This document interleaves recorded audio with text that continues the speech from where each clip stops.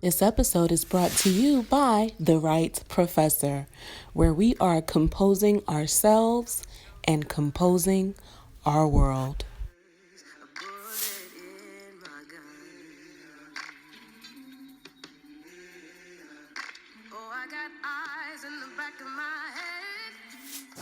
Hi, and welcome to Season 3, Episode 8 of The Lit Minute with me, Professor Stephanie Johnson, also known as The Right, W-R-I-T-E, Professor. So this episode is entitled Conductor of LITe, and it is dedicated to Harriet Tubman, which is most recently portrayed in the film Harriet that was released on November 1st of this year. The film, of course, received mixed reviews within the Black community.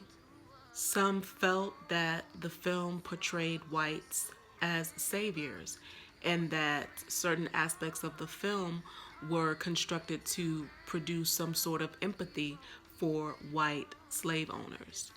In turn, with the white savior trope that some felt was portrayed in the film, others thought that the Black villains were too ferocious. Some even said that the film was not an accurate portrayal of the life of Harriet Tubman. So, having watched the film, here is my response to those criticisms. Number one, there was no white savior. Remember, the slave owner was protecting his investment. He was defending his property. Harriet was property. Please remember that enslaved Africans, as seen by Western society, slaves, they were property. So she had no soul. She really had no life for him to save.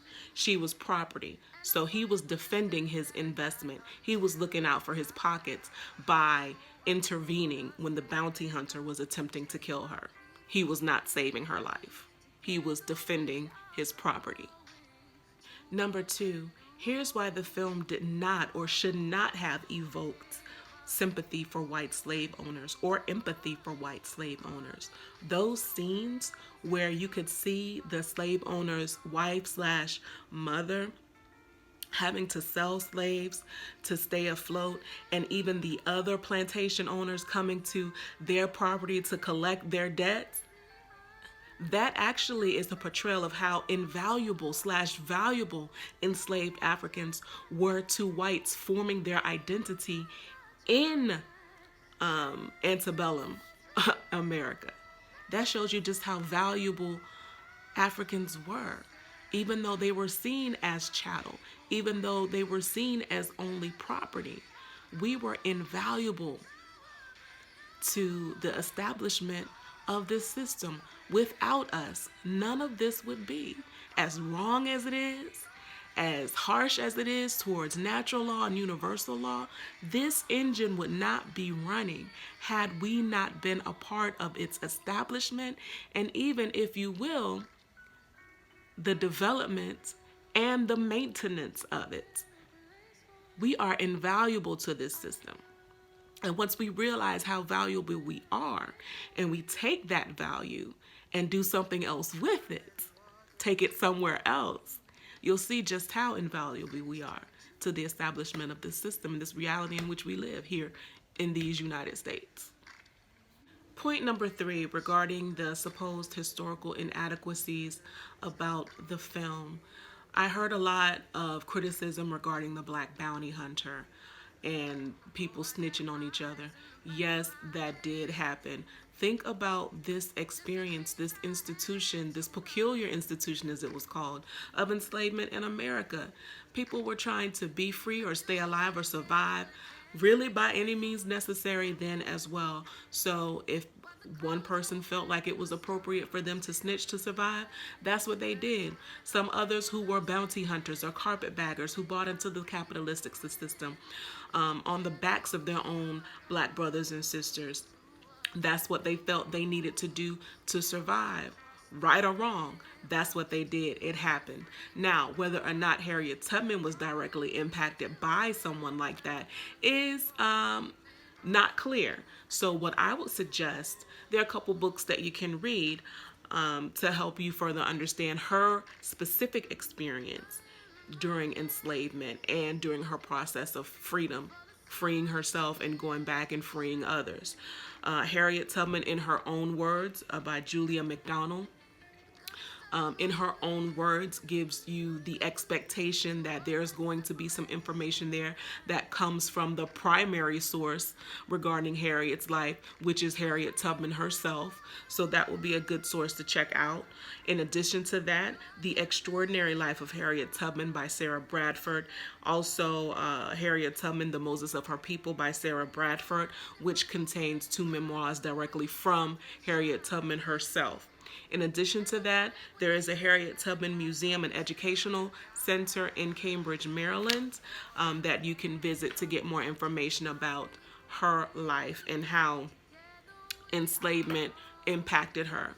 This mother lived until 1913, so the information that we're getting, 100 years later and a couple more years beyond that, it is still fresh in the eyes of this long history of this country and the long history of this world. That's still some fresh information. So take a look at those books and compare and contrast what's in those books from her own words to what is portrayed in the film. Again, that black bounty hunter could have just been added for dramatic purposes. That does not mean that black bounty hunters did not exist. They did. Our ancestors said that those people were worse than Bukra himself. Bukra was the white man. Bukra was the master. Bukra was the patty rollers that would come kidnap you and take you back to the plantation. Bukra was the ones that would sell you off to another plantation and separate your families. They said that the black brothers and sisters who sold themselves out for slavery, who sold out their brothers and sisters, they were worse than them. So they knew that they existed.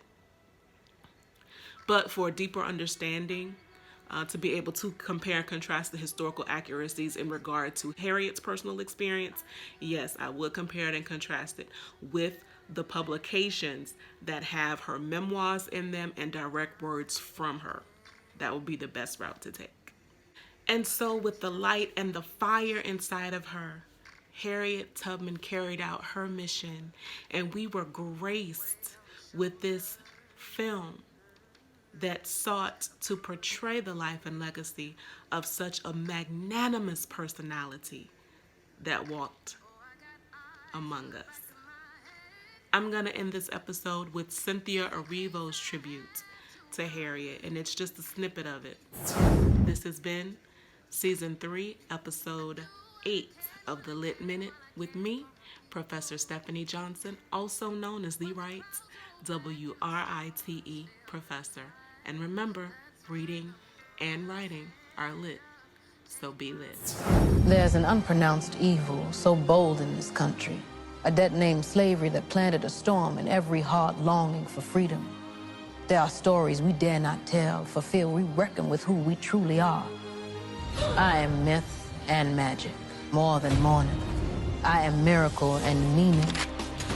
They called me Moses and feared the fury of a woman with nothing to lose but her chains, a conductor of light. I am a superhero.